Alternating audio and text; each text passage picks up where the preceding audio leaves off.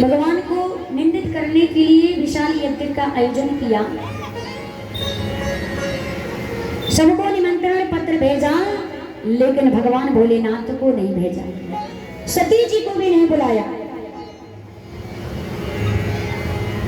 उस यज्ञ में सभी पधारे। अपमानित करने के लिए उस यज्ञ में सबको बुलाया, सती और शंकर को भी बुलाया। जब सती जी पूछी कि ये लोग कहाँ जा रहे हैं, भगवान ने कहा आपके पिता दक्ष के वहां जा रहे हैं, विशाल यज्ञ का आयोजन हुआ है। सती ने कहा हम नहीं चलेंगे। भगवान ने कहा कि पिता के घर, गुरु के घर, मित्र के घर और मंदिर, भगवान के मंदिर में, भगवान के कार्य में, यहाँ बिना बुलाए भी जा सकते हैं। बुलावे का प्रतीक्षा नहीं करना चाहिए, लेकिन जहाँ पे सम्मान न हो वहाँ पे जाने से कोई लाभ होने वाला नहीं है। इसलिए हम तो कहेंगे ये देवी आप मत जाइए।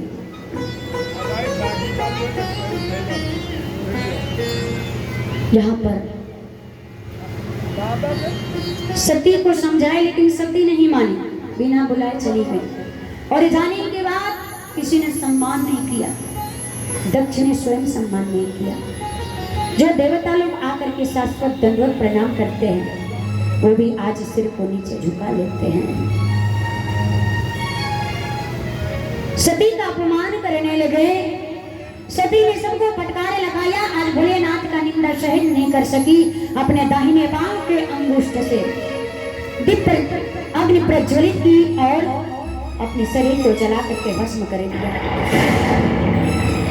सभी रुद्रगण आज भगवान शंकर के जो रुद्रगण थे, यज्ञ को विध्वंस करने लगे। नारद जी संदेशा लेकर के गए, कुपित होकर के वीरभद्र को भेजे। वीरभद्र आकर के सारे यज्ञ को विध्वंस कर दिया। फिर अंत में ब्रह्मा विष्णु महेश को बुलाया गया। दक्ष के जो सिर को काट लिया गया था, दक्ष को बकरे का सिर लगाया गया, यज्ञ को सफल बनाया गया। और वही सती मरने से पहले भगवान ने राम से वरदान मांगती है, सती मरद हरिशन वर मांगा, जन्म जन्म से पद अनुरागा, तेहि कारण हिम वीर गृह जाई, जन्मी पार्वती तन पाई।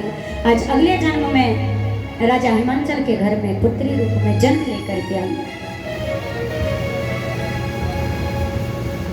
यज्ञ को संपन्न करके इसके बाद में वर्णन आता है कि मनु महाराज के दो पुत्र का जन्म हुआ, जिनका नाम प्रियव्रत व उत्तानपाद।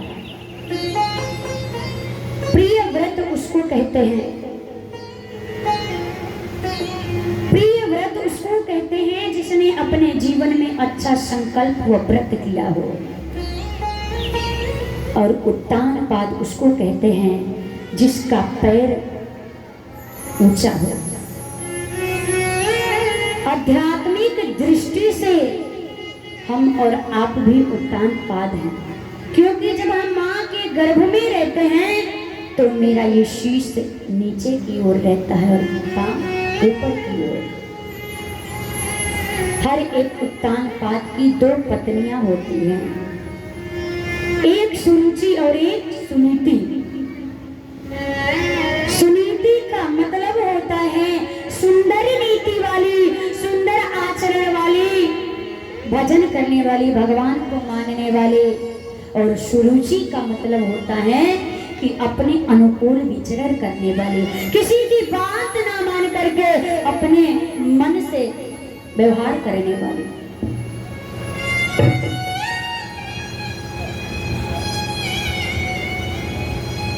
महाराज उत्तानपाद की दो पत्नियां सुरुचि और सुनीति। सुनीति के साथ में विवाह हुआ था, लेकिन सुनीति पर कोई संतान नहीं थी।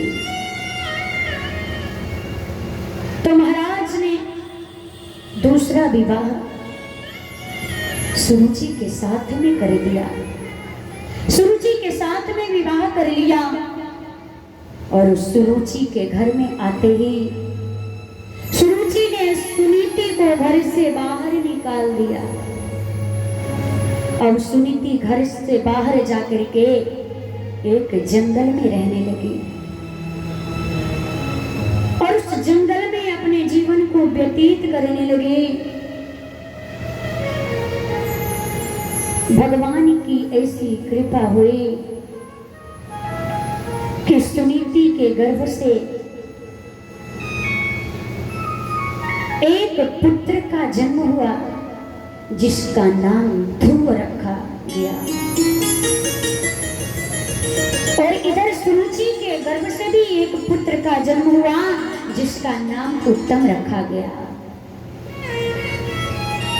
अब ध्रुव जी कुछ बड़े हुए। ध्रुव जी का जब जन्म हुआ ना तो ध्रुव जी बचपन से ही बड़े होशियार थे और ध्रुव जी की माता सुनीति के लिए महीने में जो चला जाता था उसी से अपना जीवन यापन करते थे। मार्किन का कपड़ा चला जाता था उसी में अपने वस्त्र बना करके धारण करते थे। उसमें से जो साबुत कपड़े बच जाते थे वो ध्रुव जी महाराज के लिए झगले बनाते थे। ध्रुव जी इतने होशियार थे, वो अपने माँ से कभी किसी चीज के लिए जिद नहीं करते थे, क्योंकि ध्रुव जी सोचते थे कि मेरी माँ अकेली रहती है, मेरी माँ बड़ी गरीब है, यदि मैं अपनी माँ से कुछ मांगता हूँ तो मेरी माँ मुझे कहाँ से ला करके देगी। इसलिए ध्रुव जी महाराज अपने माँ सुनीति से कभी कुछ मांगते नहीं थे। अन्य बच्चे तो माँ से मांगते थे, देखते थे खेलने के लिए अपनी माँ से मांगते हैं, लेकिन यदि मैं अपने माँ से मांगता हूँ तो मेरी माँ कहाँ से ला करके देगी। ध्रुव जी देखते थे कि मेरी माँ एकदम उदास रहती है। ध्रुव जी अपने माँ को छोड़ करके कहीं जाते नहीं थे। ये सोचते थे कि यदि मैं अपने माँ को छोड़ करके जाऊं और यदि कहीं मेरी माँ को अकेली पड़ जाए, कहीं उदास होकर के मेरी माँ रोने न लगे, इसलिए ध्रुव जी महाराज अपने माँ को छोड़ करके एक पल के लिए कहीं जाते नहीं थे। इतने होशियार ध्रुव जी महाराज। बल्कि सुनीति बार बार कहती थी, अरे बेटा ध्रुव जा करके बाहर कुछ खेल लिया भी करो। सुनीति अंदर ही अंदर रोती थी। भगवान एक ऐसी परीक्षा है, ये मेरा पुत्र जो मैं अपने पुत्र को खेलने के लिए कुछ दे भी नहीं सकती। मेरा पुत्र अपने बचपन का मन मार करके आज ऐसे ही जीवन को व्यतीत करता है। कैसा भाग्य है, मेरे पुत्र को खेलने के लिए एक खिलौने तक नहीं। एक दिन माँ ने बड़ा जिद किया कि बेटा तू बाहर जा, बेटा कभी खेल भी आया कर, बेटा तू हरदम माँ के पास रहता है, बेटा अरे बाहर जाके खेल के भी आया कर, जा जा देख वो राज ऋषि के पुत्र खेल रहे हैं, बेटे जा तू भी साथ में खेल के आ जा। ध्रुव जी ने कहा कि नहीं माँ, मैं तुझे छोड़ करके नहीं जा सकता, मैं मेरी माँ को अकेले छोड़ करके नहीं जाऊंगा। कहीं मैं गया और मेरी माँ उदास होकर के कहीं माँ रोने लगी, क्योंकि मैं जानता हूँ कि मेरी माँ के पास मेरे सिवा कोई नहीं है बात करने वाला, इसलिए माँ मैं नहीं जाऊंगा। माँ ने कहा कोई बात नहीं मेरा लाल, कोई बात नहीं बेटी, तू चला जा बेटा, मैं उदास नहीं होंगी, मैं कह रही हूँ ना, तेरी माँ कह रही है बेटा चला जा बेटा, देख देख वो राज ऋषि के पुत्र खेल रहे हैं, तू भी जा बेटे, जा करके साथ में खेला। बड़ी जिद करने के बाद ध्रुव जी महाराज खेलने के लिए गए। राज ऋषि के पुत्रों ने देखा, अरे ये सुनीति का पुत्र जैसे ध्रुव जी महाराज खेलने के लिए गए, पुत्रों ने वो धक्का दे करके ध्रुव जी महाराज को गिरा दिया। ध्रुव जी महाराज गिर गए और राज ऋषि के पुत्र कहने लगे, अरे चल हट जा, तू मेरे साथ खेल नहीं सकता है, तू उसी जमदग्नि का न पुत्र है, उसी सुनीति का पुत्र है। तेरे तो पिता का भी ठिकाना नहीं है। कौन तेरे पिता है? अरे तुमने तो अपने पिता को भी नहीं देखा होगा। तेरे पिता भी तुझसे प्रेम नहीं करते हैं। तेरे पिता ने तो तेरे माँ को घर से बाहर ही निकाल दिया। तू चला जा, तू हमारे साथ में खेलने वाला नहीं है। ध्रुव जी को बड़ा कष्ट हुआ। आज रोते हुए आए ध्रुव जी महाराज माँ के पास। माँ से कहते, माँ मैंने कहा है ना कि मैं नहीं जाऊंगा, आपने मुझे भेजा क्यों खेलने के लिए? उन्होंने मुझे धक्का दे करके मार के भगा दिया। माँ मुझे बताओ, तुम अकेली यहाँ पे क्यों रहती हो? माँ मेरे पिताजी ने तुमको घर से बाहर क्यों निकाल दिया है? माँ तुम मेरे पिताजी के पास में क्यों नहीं रहती हो? माँ पिताजी के साथ में क्यों नहीं रहती हो? माँ बताओ ना माँ, मेरे पिता कहाँ रहते हैं? मुझे अपने पिता से मिलनी है। माँ मुझे अभी के अभी मेरे पिता का परिचय बताओ। माँ आज पुत्र की बातें सुन करके फुट फुट करके रोने लगी। माँ कहती, नहीं बेटे, तेरे पिता की कोई गलती नहीं है। तेरे पिता ने कुछ नहीं किया है। तेरे पिता ने हमें भगाया नहीं है। अभी हम भजन कर रहे हैं ना, इसलिए हम वन में, जब मेरा भजन पूर्ण हो जाएगा फिर मैं वन में से चलूंगी तेरे पिता के पास। बेटा बेटा जिद पे आया था। नहीं माँ तुम झूठ बोल रही हो। माँ बताओ ना, कौन सी गलती तुम पे हो गई है कि मेरे पिता ने तुम्हें घर से बाहर निकाल दिया? माँ मुझे अभी के अभी बताओ, मेरे पिताजी कहाँ रहते हैं? मुझे पिताजी के पास जानी है। माँ ने कहा, वो देख बेटे, वो जो बड़ा सा महल दिख रहा है ना, वहीं तेरे पिताजी रहते हैं। तेरी छोटी माँ भी रहती है। आज ध्रुव जी महाराज दौड़े दौड़े आए और पिता राजगद्दी पे बैठे हुए थे। पिता के गोद में जा करके आज प्रसन्नता पूर्वक ध्रुव जी महाराज बैठ जाते हैं। जैसे ध्रुव जी महाराज पिता के गोद में बैठे, आज सुरुचि आई और पुत्र का हाथ पकड़ करके पृथ्वी पर पटक देती है। अरे दुष्ट बालक, तू चला जा, यहाँ तू अपने पिता के गोद में नहीं बैठ सकता। अगर तुझे इस पिता के गोद में बैठना है तो तू जा भगवान का तपस्या कर, और तपस्या कर तुझे मेरे कोख से जन्म लेना पड़ेगा। उसके बाद तू पिता के कोख में बैठ सकता है, गोद में बैठ सकता है। आज सुरुचि ने जैसे ही धक्का दिया पुत्र को बड़ा ही